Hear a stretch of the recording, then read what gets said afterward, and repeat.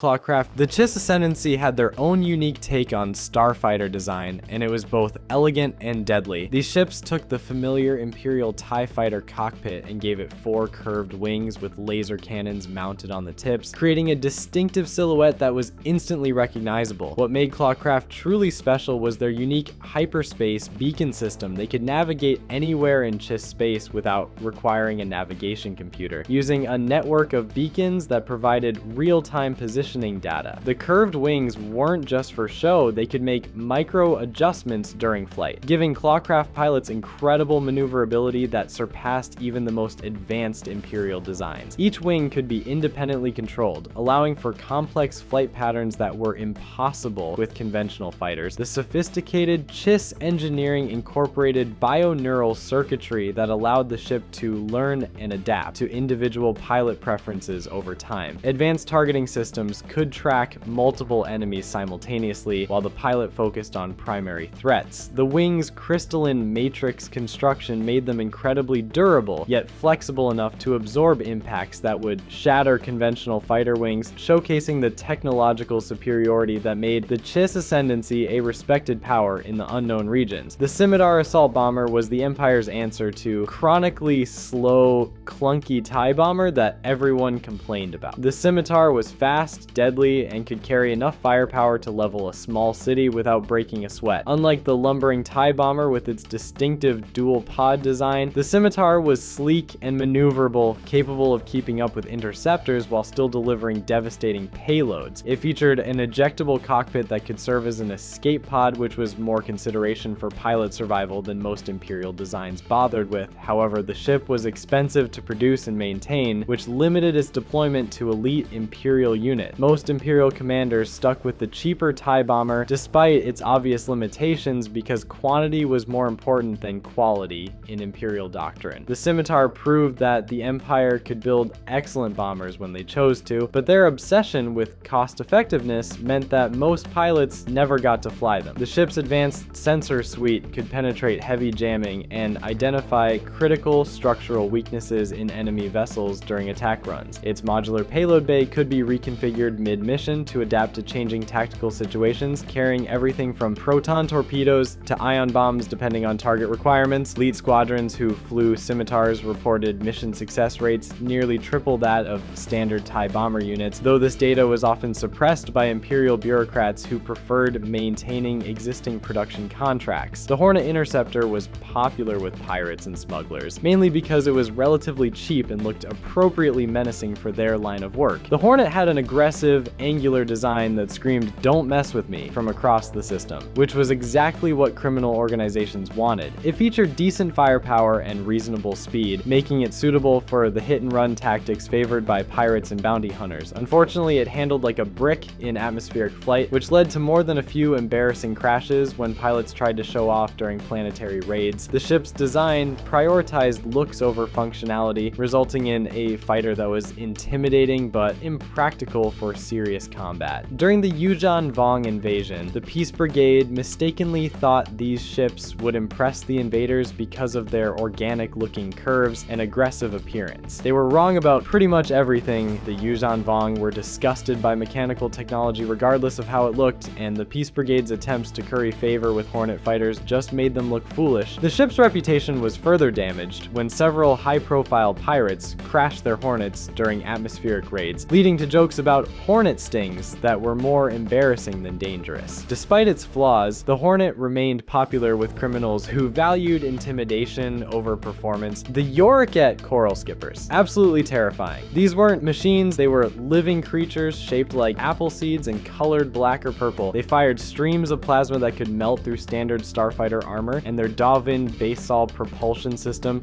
could create miniature black holes for defense. The pilot controlled them through a cognition hood that linked directly to their mind. Fighting these things was like battling alien nightmares that seemed to anticipate your every move with disturbing organic intelligence. What made them particularly unsettling was their ability to heal battle damage over time, literally regenerating torn sections of their hull. The coral-like growths covering their surface weren't just armor, they were living tissue that could adapt to different combat situations. Pilots reported that shooting at them felt wrong, as if they were killing something rather than destroying a machine, which which created psychological warfare advantages the Yuuzhan Vong exploited ruthlessly throughout their invasion. The creatures would emit haunting bioluminescent patterns when wounded, further disturbing enemy pilots. The Rebellion's A-Wing Interceptor. These ships were so fast they could outrun most Imperial fighters, and their speed made them perfect for hit-and-run attacks. During the Battle of Endor, A-Wings proved they could take down Star Destroyers if they hit the bridge at the right angle. One A-Wing pilot, Arvel Crinid, crashed his ship directly into the bridge of the Super Star Destroyer Executor, causing it to crash into the Death Star 2. Their lightweight construction sacrificed durability for unprecedented speed and maneuverability in combat situations. The twin engines produced such tremendous thrust that inexperienced pilots often blacked out during high-G maneuvers, earning them the nickname Widowmakers among Rebel mechanics. Despite their fragility, A-Wings featured sophisticated sensor arrays and jamming equipment that made them excellent reconnaissance crafts. Their compact design allowed them to be easily transported and maintained in hidden Rebel bases throughout the galaxy. Emergency ejection seats were notoriously unreliable at maximum velocity, adding to their dangerous reputation among squadron commanders. Y-Wing. The Y-Wing was the Rebellion's workhorse bomber, and it looked the part. These ships were so old and beat up that most of their armor plating had been removed for easier maintenance. They were slow, ugly, and absolutely essential. Y-Wings carried the proton torpedoes that could actually damage Imperial capital ships, making them priority targets in every engagement. Despite their aged appearance, these reliable bombers formed the backbone of countless successful Rebel operations throughout the Galactic Civil War. Their exposed engines and systems, while making them look like flying junkyards, actually allowed field mechanics to perform repairs quickly under combat conditions. The ion cannons mounted on their turrets could disable enemy ships without destroying them, making Y-Wings invaluable for capturing Imperial vessels and supplies. Many veteran pilots preferred these sturdy craft over newer designs, trusting their proven durability and devastating firepower in the most dangerous missions against overwhelming Imperial forces. The distinctive engine whine became a psychological weapon, striking fear into Imperial pilots across the galaxy. The V-19 Torrent was of the Republic's early Clone Wars fighters. It had this unique design with two pairs of folding wings that gave it incredible maneuverability. The lower wings could fold down for vertical takeoff and landing, which made it perfect for tight spaces. Clone pilots needed months of training to master these ships, which is why they weren't available in large numbers early in the war. The complex wing mechanisms required constant maintenance, but provided unmatched versatility in diverse combat environments and landing conditions. The sophisticated hydraulic systems controlling the wing movements were notorious for failing during combat, sometimes leaving pilots with asymmetrical wing configurations that required exceptional skill to control. Despite these mechanical challenges, Ace Clone pilots could perform maneuvers in V-19s that were impossible in any other fighter of the era. The ship's modular design allowed various weapon loadouts depending on mission requirements, from heavy assault cannons to reconnaissance sensor packages, making each squadron uniquely specialized for their operational needs. Training simulators could never fully replicate the wing folding complexity that real combat demanded from pilots. The Republic's attempt to create a cheap, mass-produced fighter like the TIE resulted in the V-Wing. It worked, but it also showed that quantity doesn't always beat quality. These ships were fast and maneuverable, but they lacked the firepower to take on heavier. Their simplified design allowed for rapid production, but came at the cost of pilot protection and weapon systems. Nevertheless, they served adequately as interceptors and patrol craft during the later stages of the Clone Wars. The V-Wing's greatest strength was its incredible fuel efficiency and the long operational range, allowing extended patrol missions that other fighters couldn't match. Factory planets could produce dozens of these fighters daily using standardized components, making them the backbone of Republic fleet defense. While individual V-Wings were vulnerable, they excelled in swarm tactics, overwhelming enemies through coordinated mass attacks. Their basic life support systems and minimal armor meant that only the most skilled clone pilots survived extended combat tours in these expendable yet strategically important spacecraft. The FET's iconic Slave One fire spray was not technically a starfighter, but it fought like one. This fire spray class ship was one of only 6 built for the UVO 4 prison, and Jango Fett stole it after destroying the hangar and the other 5 ships. That makes Slave One literally one of a kind in the galaxy. Its unique rotating cockpit design and heavy armament made it a formidable opponent in any engagement, perfectly suited to bounty hunting operations. The ship's seismic charges could destroy entire asteroid fields, while its dual blaster cannons and concussion missile launchers gave it firepower firepower rivaling small capital ships. What truly set Slave 1 apart was its advanced sensor suite, capable of tracking targets through hyperspace and detecting life signs through heavy shielding. The rotating cockpit allowed the pilot to maintain proper orientation regardless of the ship's flight attitude, crucial for the complex pursuit maneuvers required in bounty hunting. Jango and later Boba Fett modified the ship extensively, adding prisoner holding cells, advanced communication arrays, and specialized equipment that made it the most feared bounty hunting vessel